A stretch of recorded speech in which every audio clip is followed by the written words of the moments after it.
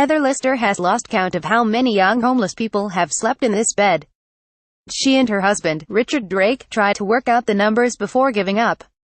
It's well over 100 now. Heather eventually says, "We are in a small room with a sofa bed, a computer and a few books."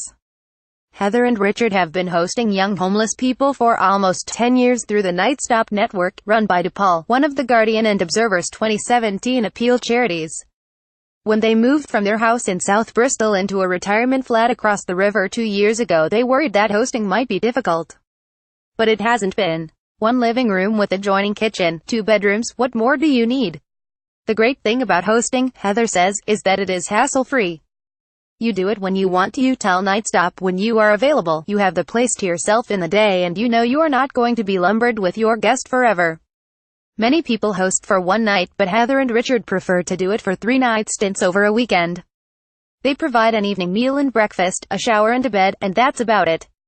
It is easy, and yet it can make a huge difference to the young person at that point in their lives, Richard says. All you need is a spare room, and a generous spirit. Nightstop works with people before they have become long-term homeless. Often they have fallen out with family or partners, cannot afford to rent a room, have run out of sofas to surf on, and need a few nights stability to get them back on track. While volunteers such as Richard and Heather host the young people aged 16-25, Nightstop helps them find a permanent home. The bedroom that has provided shelter for many of Bristol's homeless. Photograph Adrian Charat for The Guardian. Heather remembers how worried they were before the first guest came to stay. Initially, she says, she thought she had to be the hostess with the mostest, forever entertaining their guests. Now she is more relaxed about it. She realizes the important thing is to make them feel at home, and that the best way to do this is not to put on a show. What makes people coming through the door feel welcome is that you're ordinary. It's not making a special thing about it, it's just about making them feel at home. We ask them if they would like to TV with us, and often they do. Some people are so tired when they arrive they just want to go to sleep, she says. The impression we give the guests is we're an old couple who the telly all evening, Richard says. The funny thing is that normally we're actually out loads of the time doing stuff. So this gives us a chance to stay in and slow down. Both are volunteering veterans. Heather supports street workers while Richard helps at a night shelter for the homeless. What I like about Nightstop is that it is preventive, helping people before they go downhill.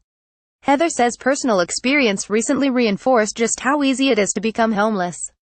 She looks at Richard. Can I tell this little story?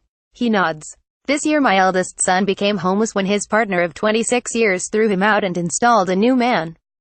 If he had not been able to sofa surf with us and his brothers for a while, he would have been on the street. He had a good job, but there was no way he could find something like 1,500 quid for a room. Nightstop does not encourage volunteers to develop a relationship with their guests. As its name suggests, this is just a brief stop. Volunteers are not there to provide counseling or financial support. In fact, volunteers are not allowed to give money to their guests. We aren't there to sort out their problems, but we do provide a listening ear.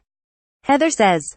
What has struck them over the years is the variety of people who have stayed with them: impecunious young professionals, a trafficking victim, a woman who thought their home was incredibly posh, an asylum seeker who had just been granted leave to remain. I asked him, "Do you like England?" Heather says. And I'll never forget his expression. His face just lit up, and he said, "You can walk out of the house without being shot at. God, sometimes you get bigger answers than you expect." By and large they're great, says Richard. They talk about how the nature of homelessness has changed over the past decade.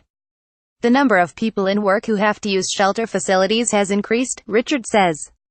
When I started working at the night shelter, almost everybody was just out of prison or had addiction problems. They were troubled people who were going to be difficult to help. There are many more people now who just haven't got the money to rent somewhere to live. They say hosting has changed them, too. Richard now believes that you can achieve more through individual than collective action.